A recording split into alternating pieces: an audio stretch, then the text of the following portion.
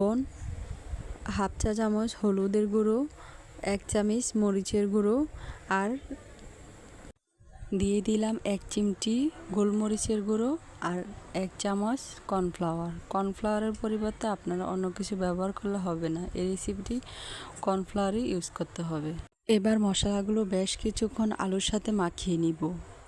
বেশ কিছুক্ষণ মাখানোর পর আমার আলু থেকে নিচ থেকে পানি বের হতে শুরু করবে। তারপর আলুগুলো চেপে চেপে গোল করে হাতের সাহায্যে গোল করে নেওয়ার চেষ্টা করব। এই দেখুন আমার আলুগুলো কত সুন্দর বল আকৃতি হয়ে গেছে। এখন আমি চুলায় একটি কড়াই বসিয়ে দিব। তারপর তেল গরম করে নিব। চুলার আগুনটা কিন্তু মিডিয়াম হিটে রাখতে হবে।